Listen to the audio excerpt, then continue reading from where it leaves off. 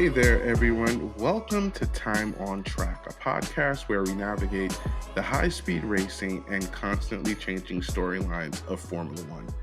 I'm Ricardo, and I'm joined here by Amavir, our co-host for the podcast. And you know what? How you been, my guy? I've been good. Can't complain. We had a interesting little weekend with the Dutch Grand Prix. I was actually out on the East Coast in the DC area, so was watching the race in between some family events. But Nice. yeah, otherwise pretty good. How about you? Can't complain. Not a bad weekend. I kind of fit in the race. I had some original points to go see the race, but daddy duties basically meant okay, no. Hmm. Daddy duties and like other things that came up meant like I actually watched the race that morning.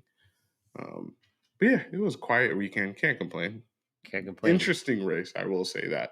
Yeah, not like the most Interesting. compelling race, I No. would say, but it was an interesting race coming back out of the break, right? Oh yeah. Yeah. Oh yeah. It's for I there was a lot I wanted this race to answer, and in some ways it did, and in some ways it didn't. And like I like for some teams I feel like I still have questions on the table. For other teams, it's just straight up, oh, okay, yep, you guys are on that trajectory. Okay, yeah, Yeah. I see where you're going. I think you're talking about Um, McLaren for the teams that you have an answer for, yeah, and I'm sure we're going to yeah, get into it on some of the other teams. Um, definitely. But you know what? Let's get it done. Let's get the first thing out of the way. Wrist check. What are you wearing, my friend? Today I am wearing a Tudor Pelagos. I I think Pelagos, Pelagos is the correct pronunciation, Pelagos. but Yeah, Pelagos just rolls off the tongue so much easier. yeah. So I'm going to call it a Pelagos. It's in Visa Cash App Red Bull blue, or close Mm, enough. mm, This is the I know I've worn this on the podcast before. This is the watch I wear the most. Um, mm. I would say if man, if I had to reduce my watch inventory to just a few, or maybe even just to one, this That would makes the cut. be very high on the list. Yeah. If I had to choose Alright. between this and my Rolex sub, I guarantee you I'd get rid of the sub immediately. Actually, no, I'm not surprised.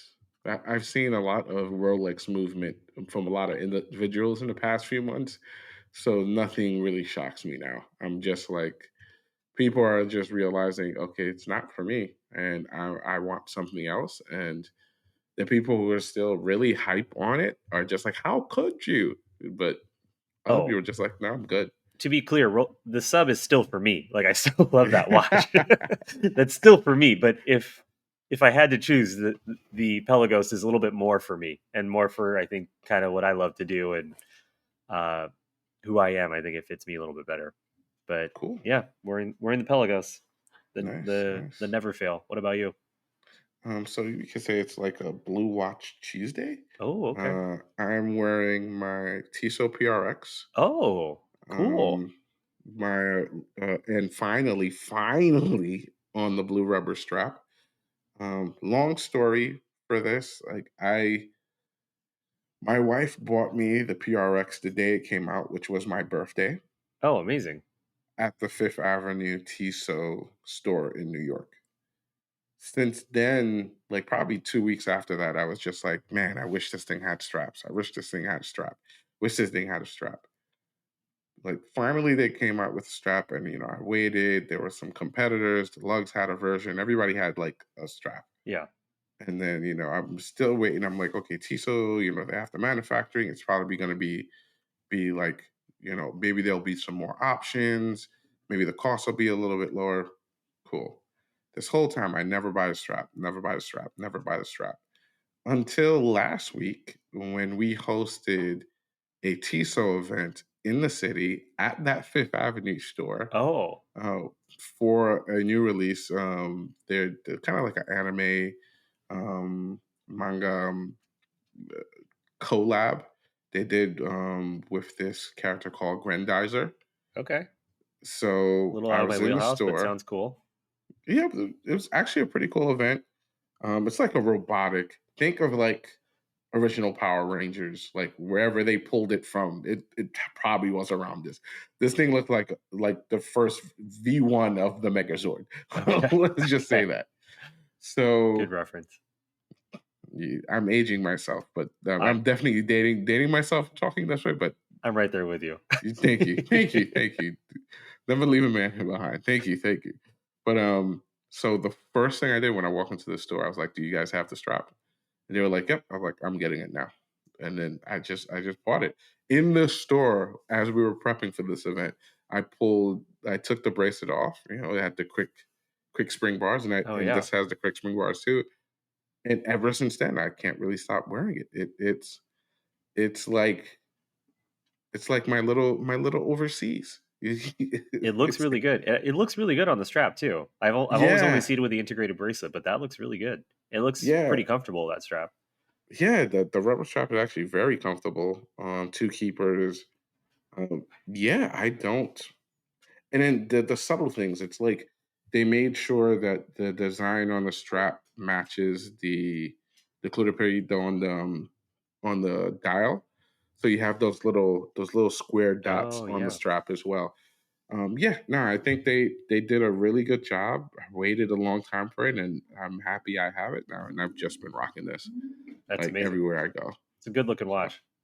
That's yeah, one of those watches I'm really afraid to try on because I think it's one of those watches where once you put it on, you're like, okay, this makes a lot of sense and take my money. So I'm glad I haven't tried one on yet because that's a yeah. good looking watch. It's one of those watches that would have ruined me if I bought that watch when I first started getting into watches. Because I would have bought it and I'd be like, "Oh, this is great! Like, what else do I need?" Yeah. But but thank goodness this came out later because my growth in watches always came from the, "Oh my gosh, this is good, but it's just not exactly what I want." Oh, And then interesting. that's how like it would just grow. So yeah, I'm glad this was not there 8, 9 years ago. It would have ruined me forever. That would be a fun conversation to have about hearing about those. This is good, but I could look at some other things. There are so many. Like if you're into watches long enough, it'll be a constant chase after the perfect watch. And really it doesn't exist, but it's still a chase. Like you fall in love and then after a little while, like there's these little things about the watch that you're just like, I can't take those anymore. And then you just end up moving to something else. But yeah, yeah, that'd be a Oh, long episode. yeah, I want to hear that because I feel like I have the different mindset where I'm like, whoa, this is cool. This is the coolest thing I've ever seen. Like a Pelagos, wow, titanium blue. This is amazing. Yeah, I'm jaded. And then I see something else. I'm like, whoa, Explorer 2 16570 white dial GMT. This is amazing too. This is really nah, cool. I I'm need that. jaded. I Like need this. Yeah. nah. You could say I'm cold. Like it's cold hard math with Yeah. me. All right. And I think a lot of that just comes from I've been around so many watches. That's my dog Oh, Bill. Just FYI, if people are yeah. hearing Bill snapping. doesn't like me for Yeah. what I just Yeah. said. Bill's like, "How dare you? Like, dude, you got money?" I'm like, "No, Bill, I didn't buy all the watches. I've By the just way, been around yeah. watches a lot. That's This all." this is episode 15 of this podcast, and that's the first time I think we've had Bill do the full interruption. So Mhm. it was bound to He gave me happen. the bark and the growl too. Yeah. Like just you can tell exactly how he feels. I've been waiting on But pins and needles for all 14 episodes before this for that to happen, and it finally did. finally did. It finally did. Well, everybody, there's Bill. Yeah. But yeah, no, that's just how it's been. It's Maybe that's Bill trying to tell us that we should talk about Formula One then. yes, yes. Like you guys were kind of trying to keep it tidy, and look, you're already 10 minutes in, and you haven't even started talking about qualifying. Okay, Exactly. Bill. Okay, you're right. Let's start talking about qualifying. Qualifying for the Dutch Grand Prix was very interesting. Hmm. Um, it I think it started off with all the usual suspects after Q1, Yeah. and then Q2 is when things got interesting. That's when we saw Hamilton and Sainz not make it to Q3, Right. which it caught me off guard. Like I haven't gone back and looked specifically to see if maybe they went out at the wrong time. but like if I remember Hamilton's lap, it seemed like pretty early on, like he was already not going to be making it to Q3, and it almost looked like he just gave up on the lap. But do you remember what happened?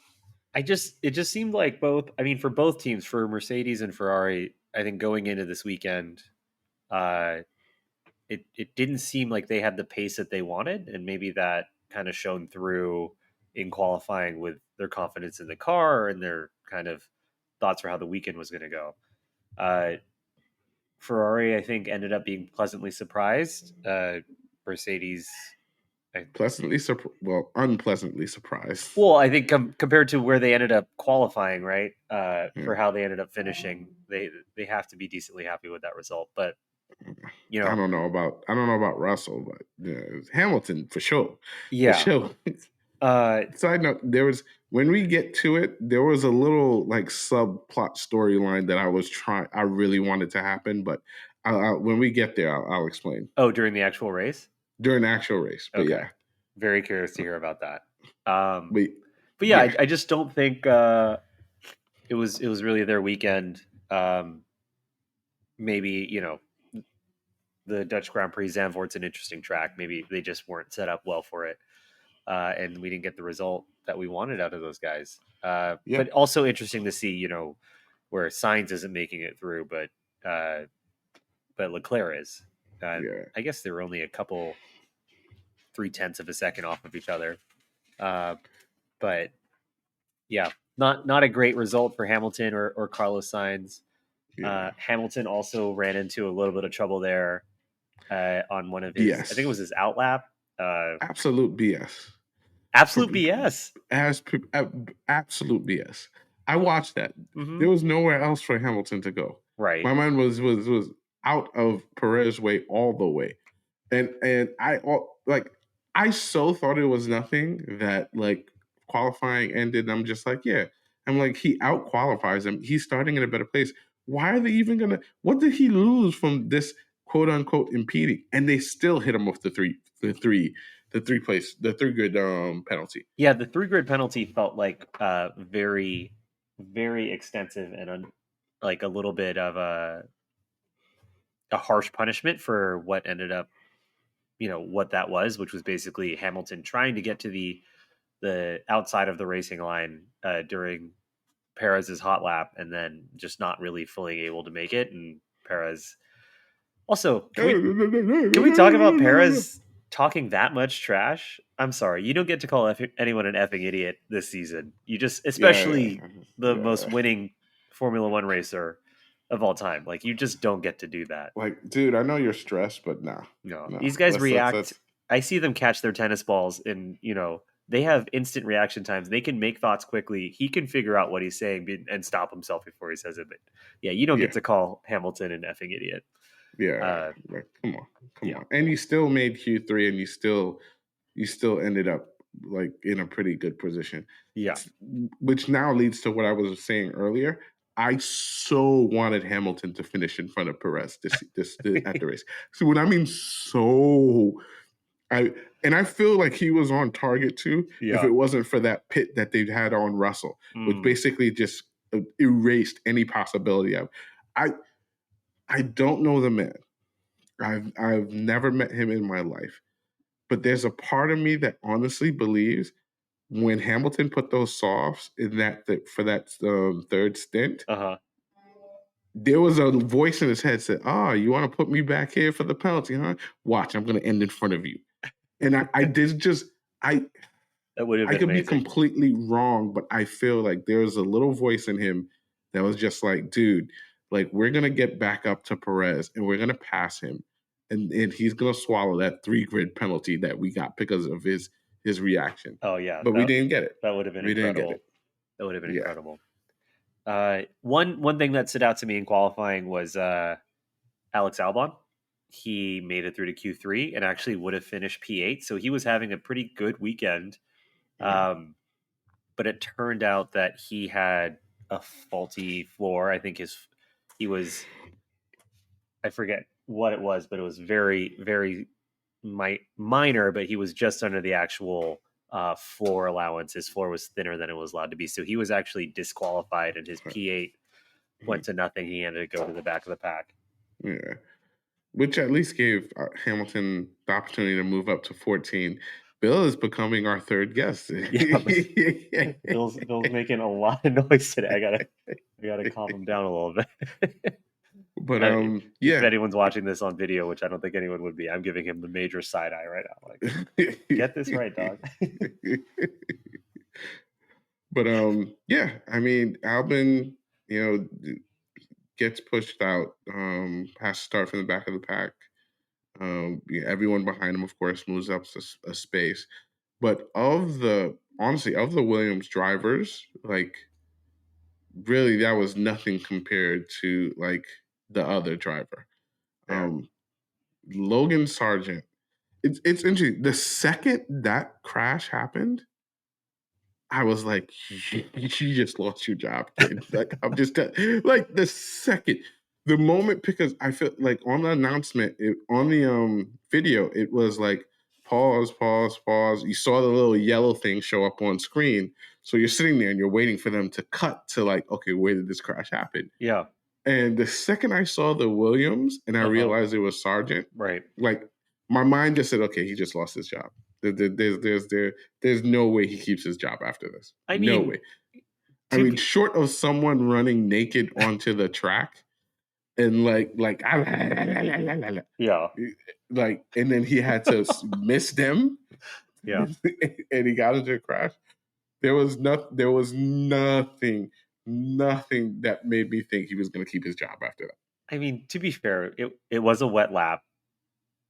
I think practice and qualify, well, not necessarily qualifying, but practice at least, there was more weather than people would love, and he hit that wet grass and lost it. You can't really do much there. Why he hit that wet grass? That's maybe another question. And should he have hit the wet grass, especially I think on a pretty simple turn and not an area that people are normally crashing? He had no business being that far outside the line. No business. No business. Like, you know how sometimes like you see a crash, if it's a professional crash, yeah, like you're wondering what happened to make them lose control. Like you ever hear the announcers when it's a professional crash?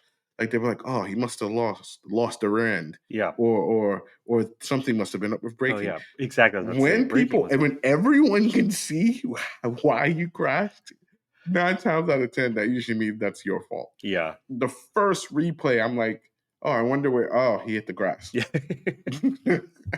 I was just like, okay, question answered. There we go. Sorry, Logan, and we'll get into it. But Logan Sargent, we're probably not going to see him in an F1 car for a long time. Yeah, probably is an interesting choice of word. But I mean, that was qualifying. Really, the biggest thing out of there was we saw, like, I feel like up until Q3, the consensus was, I think the general idea was that Max was going to pull this one off. Yeah, Max was fast. Max was going to find a way to pull this one off and get P1. Like, Max is just going to find a way. And that wasn't the case. You had Lando getting pole, which then led to the second question. Like, is Lando still going to have pole after the first lap? So that's basically, those were the questions that came out of Q3. Yep. Which leads us into the race. Right. And everybody lines up. Assuming everybody knows what happens in the race and qualifying. So Lando ended up on pole. Max ended up in the second position, and I think it was Oscar Piastri in third, right? I believe yes, so. Oscar in third, George Russell in fourth, and Sergio Perez in fifth. I mean, I barring like putting the whole like, dude, don't talk about my champ like that. Like that was decent from Sergio. Like, okay, like this is what you should have been doing this whole year. 5 is the lowest you should be every time. So I mean, he didn't finish in fifth. No, he did not. So yeah. Even when he doesn't disappoint, he still disappoints. Yeah, he still disappoints. So, But I mean, obviously he finished sixth, so not a crazy loss for him in terms of lost position. But, when you've got Max running that much faster than you and you're dropping positions yeah, uh, to a Ferrari team that was struggling, not a great look for you, Checo. yeah. You know, we got to the race on Sunday, Yeah. and like I don't know about you, I wasn't expecting that type of dominance. Like I thought strategy would have played a little bit more into the race. Like especially when Lando couldn't hold P1 Right. coming out the first turn. But what I noticed within the first 3 laps, like just listening to some of the messages from McLaren, they were hella confident. Like there was just like this sense of hella confidence, like one in the team, but mostly in Lando. Lando. Like I Lando sounded very comfortable behind the wheel. very comfortable. Yeah. Like he just like I think within 5 or 6 laps, like Lando was just like, okay, he could enjoy this for a little while. Like he's gonna fall back to me. It's all good. Right. Like there wasn't that like it was just like, no, we're good. We're good. And boy, was he right. Right. Yeah. I mean, so he started out giving up the position in first place, and then he caught he Lando caught Max, I think by like lap 17 or 18. Yeah. And And honestly, eased by him. Like absolutely. eased. There was no elbows out. There was no nothing. No, That's a Max Verstappen who realizes like right now that car can't compete with the McLaren. yeah. Because There was, I think, a little shift to try to be defensive, but then it was a quickly like, yeah, I don't yeah, have this. I'm This good. is not Yeah, happening today. yeah. I'm glad you said that because I had the exact same reaction watching the race. I was like, oh wow, Max isn't even going to try to defend anymore. Like Nope. he Nope. knows he doesn't have the pace this weekend. Nope. And Um, he let him through, and that was basically the race right there. yeah, That he Lando never looked back. He was clearly the McLaren of the day, compared to Oscar Piastri. I mean, I think this was one of those races where Oscar reminds us that yeah, this is his second year. Like he has a very good car underneath him, but that doesn't mean he's just going to start winning left and right. Like right. it is still his second year. And then on the other side, you had Lando who kind of just proved to us like I've been doing this for some time. Yeah. Like, And I think before the break, we were talking about how Lando needs to do kind of what's necessary to be a winning race car driver now that he has a fast car and he's in that position to race mhm. to compete for first. And it sounds like, and he acknowledged it during the break about how he needs to be better. And man, this felt like a statement Yeah, race for him and a statement win. I think he ended yeah, up winning by 22 seconds, yeah, yeah. which, if I remember correctly, in the first race of the season, Max Verstappen won by about 22 seconds at Bahrain. Yep, yep, And I remember both of us, and we could probably listen back to the podcast, being like, all right, so this season's done. yeah. We have a 22-second win by Red Bull, and no one's going to be able to catch them. You know what truly I think defined this race before we like start like not so much defined, but was a great representation of what this race like meant. Mm, If you watch Charles Leclerc yeah. in the cool down room, when Max Verstappen mentions that Lando won by 20 seconds, the defeated look on Charles Leclerc's face, like you could feel his pain. Because from his vantage point, imagine like you're fighting so hard to just keep pace with Red Bull for most of Yeah. the year. It finally looks like Red Bull is slipping and there may be opportunities only for someone else to come in and just take their place in that role. Uh Like huh. that's gotta be devastating. Anybody, if you get a chance, just like watch that clip from the cool down room. Just look at Leclerc's face. It is a face of pain. I mean, It is a face of heartache. It is a face of like, I may not win another race for the rest of this year. it's Like, absolutely true. And I think Ferrari, they kind of had the same feeling last year, right? Where they started off Yep. strong and everyone's like, "Oh, Ferrari has a fast car. Like this is great. This is going to be interesting. What can Leclerc do?" And then everyone starts upgrading their car and trying to catch up, and then you don't have Ferrari making the same moves, and then yeah, I think they're looking at that now where McLaren's clearly caught up. Hmm. Red Bull has kind of stayed where they are, if not maybe taken a baby step back. Some people might say, Hmm. and yeah, it's like we see it in racing all the time, right? Where you have uh, two guys actually racing each other, and there's the third car behind them, and just following the racing line and waiting Yeah. for them to do something defensive, something to get off the line and break in the wrong place, and then you see the third guy kind of fly by, and that's kind of what McLaren's done in the constructors Yeah. battle this year, right? It's Yeah. Red Bull was in one place. Ferrari was chasing them down. They got a little defensive, and oh wait, where'd McLaren come from? Now they're in Yep. first. Yep. Yeah, Yep. Yeah, man. It's to the point where now I like a lot of people have been looking at like the drivers championship and they talk about how like McLaren has to be perfect to even have a chance.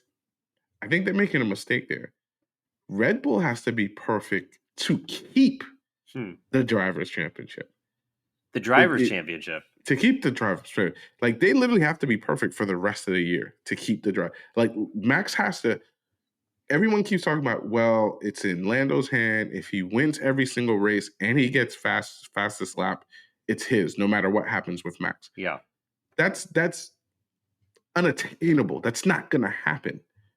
What is more likely to happen is let's say Lando finishes second, Max finishes, let's say P7, because now he has to come back from P20 because he had to take a new engine and a new part and a new this.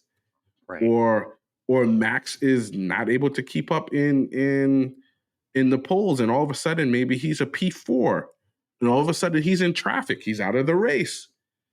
That's all that is much more likely to happen than Lando just like acing the rest of the year. And that's what I think Red Bull should be afraid of. Like people should be more mindful of like, yes, it's 70 points. But if Max DSQs out of just one race and and Lando finishes first, second, or third, which is very reasonable, Yeah, that's an instant what 18 if you place his first 25 point gone 25-point swing. Yeah, 25-point swing, and now all of a sudden from 70 points it's down to 45 yeah, with 7 races to go, which is much easier. That is what people don't understand. Like people this whole and I think this race hopefully changes the perspective. This whole like year up until this race, even as McLaren started to look good, people just kept on saying, "Oh no, yeah, there's no chance of Lando getting first place. There's no like, oh, Max did so much hard work, so much work in the beginning part of the season to stay ahead." Like, no, it's not over, dude. 70 points, a lot of people are acting like 70 points is like the Grand Canyon. Max has to stay reasonably perfect to keep that. And not perfect in terms of winning races, which I think clearly we're seeing the Red Bull isn't necessarily a every race winning car. But if yeah, Max even stands a chance, like any week where Max has maybe 4 or 5 cars between him and Lando yeah. is a big chunk out of that lead. And Right. that can easily happen with the car that Red Bull currently has. They have no clue what's going on with this car. They're throwing everything at it. If that doesn't tell you, like, just like if I'm Lando, I am licking my chops. I'm like, yes, like let's go. Come on, like because I know that is really hard to pull off. Like Lando, on Lando's side, like what is being required of Lando to make it competitive Yeah. is a lot smaller than what is being required of Max to stay competitive in the current car that he's in right now. So compared to that McLaren. So like anybody out there who's talking about, oh my gosh, this is going to be so difficult. No, it's not. No, it's not. Like, there's a lot of pressure. There's a lot of pressure Okay. for Max to keep what he has right now, and not in that car. But clearly, I'm a is of a different. Yeah, so this is different audio feeling. format, so you couldn't see when Ricardo was saying, for anyone out there who thinks I was pointing at myself. Mhm. I mean, at the end of the day, you're right. I think you are correct that there's a lot more pressure on Max than there is on Lando. But this is a race where we saw Max spin out in practice, where we heard him complaining about the car being uncontrollable, not responding to inputs, understeering in turns where you shouldn't have that much significant understeer. You know what? He still ended up in second. He still ended up. He was right there at pole. It's as many concerns as we have for this Red Bull car, it's still performing. And even throughout the last couple weeks, it's still performing. And this is a guy who last season, I think, won out the last 9 races of the year Mhm. by like a significant margin. He's still one of the best, if not the best race car driver on the grid right now. And for Lando Norris, who has won 2 races now in his career, maybe gave up a third that now McLaren is kicking themselves like we were kicking them over. Mhm. Uh, I He's you need so to be. I think Lando needs to be perfect, and I don't think he's no going to be perfect. all those things, but you also have to add in there that the other team who was quite competitive in the last 4 races just didn't show up this race. That's true too. If you watch practice, Yeah, it for the most part it looked like it was going to be McLaren, Mercedes yeah, for the most part. And I don't know what happened in the race and in qualifying. The Mercedes car was just not there. yeah, You know how earlier we were talking about, oh, the worst thing that could happen is McLaren and Mercedes having a fight for points, and no one really really digging into Max's lead. Like, if McLaren can just keep Mercedes at bay, hmm and Mercedes is like the buffer between Max and McLaren, like the they're gatekeeper. good. Yeah, They're good. They're good. If if if McLaren, if it's any McLaren, if it's Lando and either Russell and Verstappen or Lewis and Verstappen, they're good. They're good. And chances are, like, it's just, I don't think people are fully understanding. Like, yes, like this week, you know, all those things considered with the car, but they still aren't sure how to fix that car. And other teams, like, and I say other teams, specifically Mercedes, seems to be in a really good trajectory. yeah, So like here's what I'll say. The moment Max has to take a major penalty for upgrades because he can no longer just like replace any like part on the car without a penalty, races on. Races on. There's no way all those parts are going to last to the end of the season. No way. No way. So the moment that happens, preferably if it happens over the next, let's say, 2 or 3 races, yeah. And races on. I think it's kind of Races on. expected to happen, right? Like that is the Yes, thing. It's going to. it's expected to happen. Yeah, Races on. Races, because as good as Verstappen is, yeah. like, yes, from 20, he could maybe climb up to 6, or he could climb up to 5. But that's a huge difference now. It That's is. easily 12, 13-point gap between him and Lando if Lando wins that race. And then that's just, oh, that's a chunk out of the lead.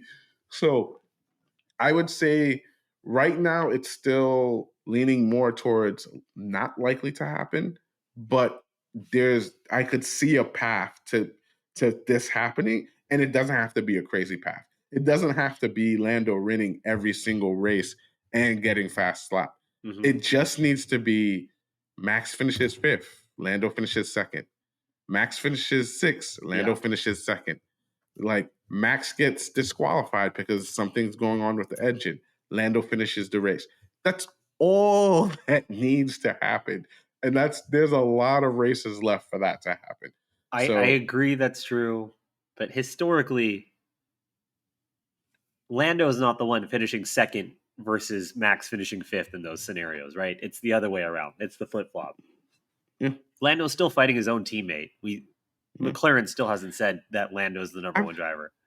Lord But I'm Jesus, very excited to see how this all plays out for the rest of the season, for sure. I would hope they're past that now, because the team principal's sitting over there saying, "Yeah, why would you say that we don't have a chance at the drivers' championship? I mean, like, we're racing. Everybody's racing to win, so of course there's an opportunity." If If this you're saying that, then you're saying we're putting Lando ahead of because you can't have it both ways. Mhm. We talked about this. You cannot have it both ways. If you're gonna open your mouth now and say, "Oh yeah, we're gonna try to fight for the drivers' championship," okay, prioritize Lando, Piastri second. Piastri can be your little buffer boy. I would love to see Lando win this season. I think that'd be amazing. Yep. But part of me would also love to see Lando lose by the point differential of if he won, Oh, if he didn't give up that first place to Oscar. oh, that would be the biggest pie in the face. Yeah. Like I'm I'm nicer. I want McLaren to sweat for like the last 3 races. Yeah. To the point where they're like, damn, shoot. We should not have done that in the couple races before. Right. Like I need them to sweat and then win by the hair on their chinny chin chin. But I think now, especially after this dominant win and then seeing Piastri not perform as high, like enough is enough. Like prioritize Lando, and that's it. Like stop the nonsense. Prioritize Lando if you really want to try to get this drivers Yeah, championship. I think they have to at this point. You at this point you have to. Don't give me the nonsense about it. No. Prioritize Lando, sit down with Piastri, do whatever you got to do, and just be like, listen, like he has of everyone here, he has the best opportunity to challenge Max for this drivers championship. We're going to put our full weight behind him. And Yeah. we want you along for the ride because we definitely have that constructors championship dead to rights as well. It's going to be very interesting to see how the rest of the season plays out. We've got 9 more races, including Monza this coming weekend, which brings me to Ferrari. And I have an interesting theory about this weekend for Ferrari. Mm-hmm. Listening to both Leclerc and Sainz talk about kind of through practice, through qualifying, and actually how they finished the race, it sounded like they were surprised with their result. Which makes me think they knew they weren't going to be competitive this weekend, and which makes me think that the upgrades that they're probably working on throughout the break weren't quite ready for introduction, and maybe they wanted to save them for a special occasion like Monza. Yeah. And so they probably kind of knew going into this weekend, hey, we've got something in the pipeline, but this weekend might be a struggle. Maybe Zandvoort with its roller coaster ride NASCAR banking isn't the race for us, but the straights at Monza and the chicanes, maybe those are perfect. Yeah. So interesting race weekend for Ferrari, I thought, where they started Leclerc in 6th, Leclerc in 6th and Sainz in I think 10th after Albon got DQ'd, at least from qualifying, to finishing 3rd and 5th. Pretty interesting salvaged weekend for them. Probably a better result they expected. But either way, I don't know. What do you think about Ferrari right now? I'll wait till after Monza. Yeah, I'll wait till after. I think Monza will tell us a lot. Like, yeah, I think if they don't do good at Monza, which is a track that they really want to do good at, it tells you a lot. Yep. It tells you a lot. If they do really good at Monza, it tells you that, okay, then it tells you one or two things. They built a car specifically to make sure they win Monza, and after that is going to be crappy. Yeah. Or they're crappy. Or like the car has gotten better enough now to really compete. Yeah. With whatever upgrades they bring. So that's going to be interesting to see. But Um, two things I'd say, eternal optimist, call me Kevin from 30 Rock or Kenneth from 30 Rock. Uh, Leclerc, hey, you got to be pretty happy with yourself to defend third and actually hold off Oscar Piastri. Good job. Knowing how fast that McLaren is, that's pretty awesome. And for Carlos Sainz to make up 5 places and just start hunting people down on a track where passing is not that easy, uh, hey, you got to be happy about your result there as well. So, in my mind, Ferrari kind of salvaged that weekend. And then, I don't know, another team, I don't know how much of this weekend. Well, I guess there was some interesting stuff that happened with Mercedes that might be worth talking about. What'd you think about Mercedes this weekend? man, this, I was disappointed. I was, yeah, I was just disappointed this weekend, man. Like, I so wanted to see Mercedes really like show up after the Mm-hmm. summer break, They finished so and strong. yeah, and what I'm not so much worried about the performance. What I mean, I'm a little worried Mm-hmm. because they looked really good. They looked good in practice. They looked very competitive in practice. And I just don't want them to fall down that road of not knowing what's causing their ills. Uh-huh. Which Because is where they were in the beginning of the season. yes, it seemed like they finally mastered their car to know what works, what doesn't work. And I really don't want to see them falling down that terrible road of now, are we, I don't know. Oh man, let's try this. Let's try. No, no try. Yeah, Do. do. So yeah, I'm that's what I'm worried about. I was happy with Hamilton's like charge. Like I mean, he started off on the softs. He nursed those suckers for quite some time. He then moved over to the hards, and he built up enough of a lead to then be able to move over to the softs without really losing a position. I think he raced the best race possible for the position he started in. Yeah, I thought he did pretty well, especially for starting from 14th. To Yeah. finish in the points was pretty good. What worries me though is, and this is more of a team worry, what is going on with Russell? Like that was a strange race for Russell. One, I feel like I didn't hear a lot of radio messages from Russell Yeah, at all throughout the race. Like, I don't know if it was him that called for them to come in and change the sauce. at the I very don't know if end. it was, yeah, I don't know if it was the team that did, but that was a very strange race from Russell. I'm used to hearing Russell on the radio. I barely heard a peep from him on that radio. Yeah, And then, I mean, some people are saying he basically pitted knowing that he wouldn't be able to hold signs back any longer. And it would just be better for him to like switch tires and make sure he doesn't lose too many spots. But it just felt like something was off there. And I don't know what it is. Um, like I doubt that pain of Spa lasted that long throughout the summer. But who am I to say that? Like, I oh don't yeah. know how someone would feel after winning a race with a remarkable strategy, only to then be told like a few hours later, like, no, bye bye, you're disqualified. Oh, I'm sure that hurts, but I'm guessing these guys have a goldfish mentality, and Yeah, hopefully forget the last one. Let's move on to the next one. I don't know. I didn't see anything from Mercedes this weekend that gave me thoughts of like, oh, these guys really think they're going to be competitive. It just didn't seem like, and maybe in practice, and honestly, I didn't pay that much attention to practice this weekend, so maybe they had more in the tank in practice than I saw. I think he had a really bad pit stop on that. I think it was like lap 25 or 26, and that was not great for them. And letting, I think that helped Ferrari a little bit. And then yeah, I don't know what was going on with going to softs at like lap 55. I'm not quite sure. Do you think he was going for a fast lap or something like that? I thought that, but he didn't even whiff that. Yeah. That's what I Right. find like strange.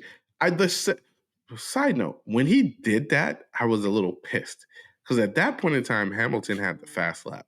Oh And yeah. I was just like, what are we doing, guys? Like, really? Like, come on. I mean, eventually Lando got it, but at that point in time, until like I think it was like the last lap, it was Lewis's hand. Yeah. And then to see like them pit him, and then the first thing I thought to mind was like, y'all really just pitted Russell just so he could steal Hamilton's fast lap? Like, really? Yeah. But I feel like it's more than that because he lost places for it. Mm-hmm. It's not like a free pit like Lewis's pit. Right. Lewis's pit was free. He had like 24, 25 seconds to the racer behind him. So he was like, I'm just gonna pit and try to make some moves. But what I found, what was so crazy about Russell's pit was he pitted and he was immediately like in the way of Lewis Hamilton. Mm-hmm. Not so much in the way. Eventually, Lewis gets behind him, which shows you why I think in many ways Lewis couldn't get past him at Spa. Like Lewis got up to him pretty quickly. Uh-huh. And Russell at that point in time had tires that were laps better than Lewis. And the moment Lewis got behind him, he couldn't do anything. Yeah. Like he couldn't pass, he couldn't anything. So it was just very interesting. It didn't quite make sense to me, but you know what? It is what it is. They finished right next to each other. I'm expecting more this week. I'm hoping for more next week. Yeah. Can we touch on one point on that fastest lap thing? So Hamilton had the fast lap, and there was some fun radio messages back and forth where it's like, "Hey, I can go for another fast lap. Should I do it?" And his pit crew was like, "No, you're fine. We don't think anyone's going to go for it at this point." And Lando Norris on some worn out tires on lap 72 of a 72 race absolutely sends it. Yeah. And gets the fast lap. And to me, it wasn't even close. It wasn't even close. Right. To me, that was Lando being like, you know what? I'm fast right now. Let's make this like a real statement race. Like, not only are we going to win by 20 seconds, but on my worn out tires at the end of the race, I'm going to take the fastest lap and really show, hey, guys, McLaren's here. We figured it out.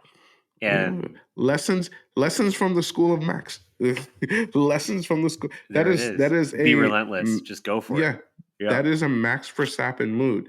And if Lando Norris is taking lessons from the school of Max Verstappen, be very wary. Be very, very worried as another driver. Like, well, it's great for F1 fans. I'll say that. Yeah. Great for fans as well, but like you would hope that the book of Max ends with Max. But if someone takes it upon themselves to continue that book, ooh, it's not going to be good. Not going to be good. But yeah, I mean, overall, Mercedes mixed bag. We'll see what happened next race. There were some other cool things that happened down the line. Yeah. You know, first we had like this crazy incident. I'll call it an incident because really it was an incident in my mind with Haas. Yep. And like a 5-car battle. Yeah. Coming around like the final turn. Final turn, yeah. And leading all the way through Tarzan corner. Like that was crazy. That was just a cool, just like visual to see basically a 4-wide race down the straight. And all that was caused by Kevin Magnussen doing Kevin Magnussen things this year. That was a visual that you would expect from a movie about F1. Yeah, right. And we'll see that in the Brad Pitt movie. Yeah, and you would see it and be like, nah, that would never happen. But like seeing it from the vantage point of Magnussen when he turns around the final corner and like right, left. Yeah. All these cars just zooming past him down the straight. That was a crazy visual, a cool moment, but man, like you've got to have balls of steel to be in an F1 car like in that position. Right. And also sketchy as hell, Albon was like, this is unsafe. Because basically what Haas was doing, what what Magnussen was doing was like, hey, let me slow down the field to give my boy Nico some space, his teammate Hulkenberg. Um, and so he kind of slowed down going into that final turn. And that's why everybody just caught him because Yep. they're all flying through. And then here's this guy at the end of the turn slowing down a little bit. And that's where he gets smoked going through the straightaway. Yep. But you have an awesome, therefore, like four wide run down the straight. So that was pretty cool to see. Definitely worth watching if you guys didn't see the race. And then I think other probably final note on the race was just Pierre Gasly. I don't really give Alpine too much love very often. As you should not. As you should not. But we were talking about Carlos Sainz doing some hunting and Lewis Hamilton, and kind of along the way they also had some battles with Pierre Gasly, who I think was pretty happy with his result. Where did he end up? Pierre Gasly. Oh my gosh, I don't have the race up anymore. But he ended up in the points, and that's good result for Gasly. Good race for him. Yeah. I mean, seeing as which I find so interesting, like he comes to Esteban Ocon's team, Yeah. and now a few years later, it's now going to be his team. Yeah. And Esteban Ocon is gone. I find that so interesting. Like I wonder what Esteban Ocon is thinking. I mean, he may just be happy he has a seat next year, but like that's you like at that point in time, you have to like start wondering, is it me? Like, is it me? For Ocon? Yeah. I don't think he ever thinks that. You're right. You're right. You're right. He's probably thinking like Alpine doesn't know what it's losing. Yeah. I mean, both of those guys, I feel like they've never heard that Taylor Swift song where "Hi, it's me, I'm the problem, it's me." That's not their MO. It's No. someone else's problem. You have Always. to race around me. Also. I'm taking this line at Monaco. I don't care who's in front of me. I don't care if it's Yeah. my teammate. That's my racing line. It's not a There we racing go. line. Yeah. But anyway, we could go off on Alpine again, and of course, we turned a compliment for Gasly into a trash talking session. So, Of course. there we go. Of course. But I mean, that was the race. Pretty straightforward, dominant performance from McLaren. Really want to see what this leads to in the next couple races. Yeah. Was this maybe a track specific type of dominance?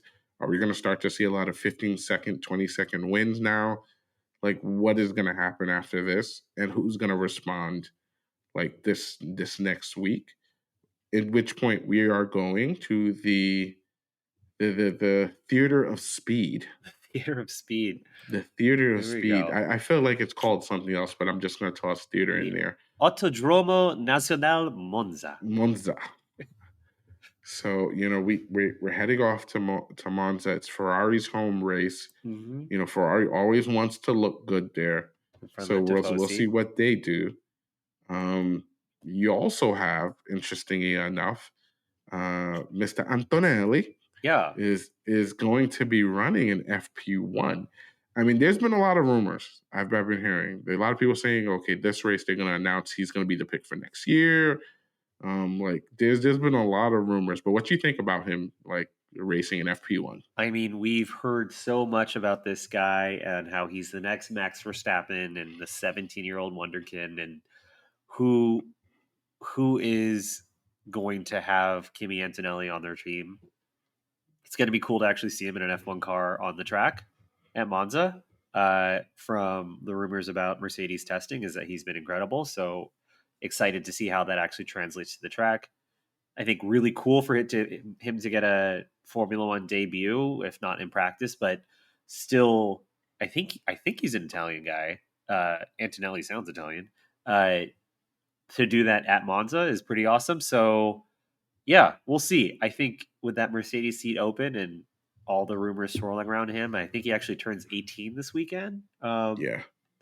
Sounds like Ferrari had this idea for upgrades for Monza. It sounds like Mercedes has their own little surprise party plan, but it's all speculation. Let's see what happens.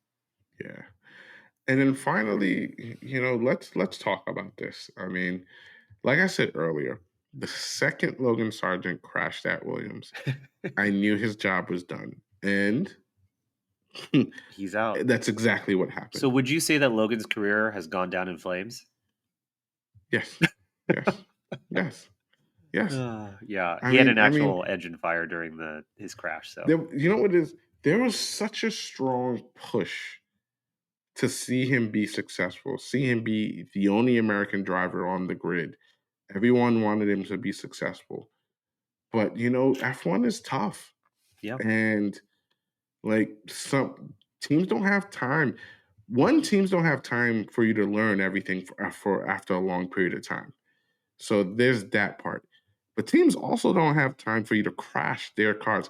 I think the estimate was like 1.3, 1.4 million especially a on Williams that. team that was, remember, struggling with no third chassis, and what are they going to do? Dude, like that is that was probably like the easiest decision that they had to make. The easiest decision.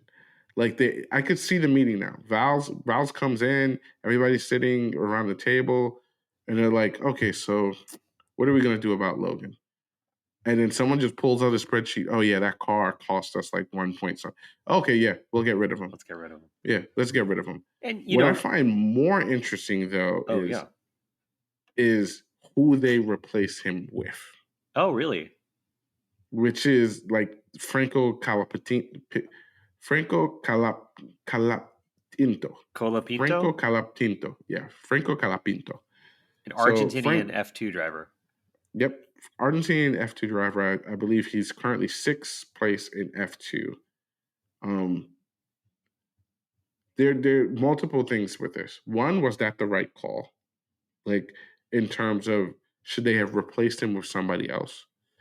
Two, who would they have replaced him with? Right. And three, if any of those people that they could have replaced him with, do you necessarily want to race at Williams right now? So I see it as one of the candidates I think would have been Liam Lawson. Mm-hmm. I've heard that. But if I'm Liam Lawson, I'm like, right now my stock is high. Ish. Do I really want to go to Williams Right. and potentially lower my stock? Yeah. Or would I rather keep my stock high? Like if I'm him, I'm just like, nah, I don't know. Well, I don't know. the problems with taking that Williams seat for the rest of the season is, one, you're unfamiliar with the car, and two, Alex Albon is a pretty good driver. So Yeah. uh, you're being benchmarked against someone that's pretty good. And if you're not performing there, and you have these aspirations of being the top F1 driver, or like, someone at Oscar Piastri's level, Yeah. if you're not beating Albon in the car, people are going to have some concerns, and you might And not be able to. honestly, even if you come really close to Albon, by the time people realize that, there probably won't be any seats open or left Yeah. for you to go to. Like the risk far outweighs the reward. Right. Because there's no chance, there's no like direct possibility where you can say if I race really, really well, I may have a seat in F1.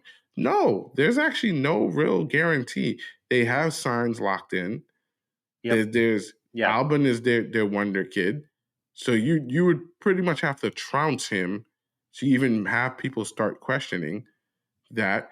And even then, like it's difficult because Albon has so much experience. Like, yeah, you had 9 good races. Does that now like translate to you having great seasons?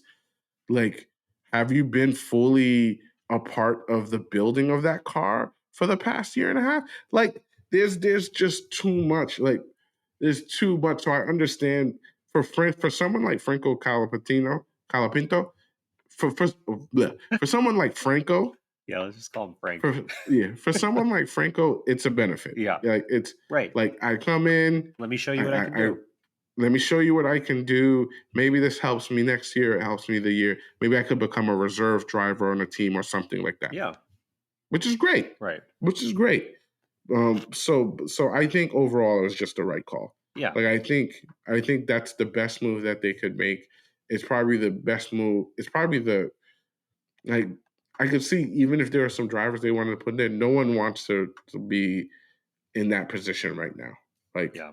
The yeah, only so other person I'm that I heard rumors about was Mick Schumacher, who is a Mercedes uh, reserve driver, but I feel like we've seen enough out of Mick to yeah, understand his we've place. seen we've seen enough out of Mick in machinery, Yeah. which was what basically the Mercedes was for like 2-3 years. Yeah. Um, but like with the Williams car, it's the same thing. It's machinery. Yeah. So like it's not like, oh, let's put Mick in a really good car. It's like, yeah, I don't think, yeah. There's a lot of people said it, and I kind of agree with them. He's had his chance. Yeah. Let the young boys rock. Right. Let Right. the young boys get a chance. Right. Let them show what they can do. So yeah, no, Uh, I think it was good decision. yeah, I think it's probably overdue. And Yeah, yeah, let's see what this new young blood. Everyone talks about people like Danny Ricciardo holding back some younger guys. Let's see what some of the younger guys can do for the rest of the season now. So Franco, excited to see you race. Really excited to see where we net out on this discussion about Max Verstappen versus Lando Norris towards the end of the season, whether when we're 5 races or 4 races out, whether there's still a fighting chance for Lando or not. yep, Uh, I have a feeling there's not, but who knows? dude. I so want us to come back for this next episode and have there be like either a 5 position difference between Lando and Max, And then I'm immediately or like, oh, like I was wrong. or like Max like disqualified or not disqualified, like not DNFs. Yeah. Like I'm because I think the moment that happens, Yeah. it's wide Well, open. now that he can't do his lateral brake biasing, he's not going to have the brake fires like he had. So I mean, that's another that's another storyline. story. Yeah. That's another Maybe we storyline. save that for Monza. See how that plays out. Yeah, but like I got to give the people at least just a quick idea. Um, F1 FIA basically made some rule changes during during the season. They have the right to, they have the power to. And one of the things they changed was having to do with brake bias Yeah. and having to do with with some changes in the car It in basically that regards. clarified that you can't have left to right brake bias. So you can have front Yeah, to rear where rear. you have more brake bias in the front or more brake Yeah, bias in the rear, depending on how you want to load up the car on entry. Um, but here the idea of like think about it. I was about to say think about like a limited slip, but that sounds insane to like a yeah. casual uh, podcast. Hmm. Braking on one wheel versus keeping one wheel open. They basically said you can't do that, and they said that without supposedly anyone doing that. So it was an interesting rule clarification. Supposedly, Uh, supposedly. and maybe one team had a odd brake fire at the beginning of the season that pulled Max Yeah, Verstappen out of the race. Uh, so there's rumors flying around that maybe this is why Red Bull doesn't look as strong as they did in the beginning of the yeah, season. But yeah. I mean, yeah. If you just think about it, if if you have front brake bias, more braking on the front, like it it may lead to a little bit of fishtailing on the car. yeah, You have a little bit too much compare it to rear brake bias. compare It, it it may to be hard. if you've ever ridden a bike with front and rear brakes. Like if you Yeah, hit those front brakes hard, yeah, you're gonna go. It's an endo, and then if yeah, you hit that rear brake hard, you're gonna skid. It's yeah, how much are you offsetting the bike? It's the same thing that applies to yeah. a race But car. now imagine instead of it being front back, you now have left right, Yeah. which gives you a lot more control Mm-hmm. in in instances. So because now if you're making a right-handed turn and you know that the weight of the car is going to naturally move to the left, Yep. so you give it a little bias on the right to help you with the corner. There's a lot that can be done there, and they've clarified it, and a certain team hasn't really been doing well since such clarifications. But I mean, let's the say word, well by their standards, because again, they still yes, got second here. They're still doing great.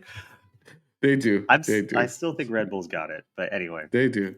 But let's just say this: we are now on Drivers' Championship watch. I think before the summer break, we were just on constructor. Yeah, I think now we kind of have to be on Drivers' Championship watch. agreed. Now these storylines matter. Yep. So like, because they're really, it may be small, and by next race, who knows? It may be a big, but there's an opportunity here. Yes. And if I'm Lando Norris, I'm just, if I'm anybody right now, and there's even a woof of a Drivers' Championship, I'm taking it, not knowing what's going to happen in 2026.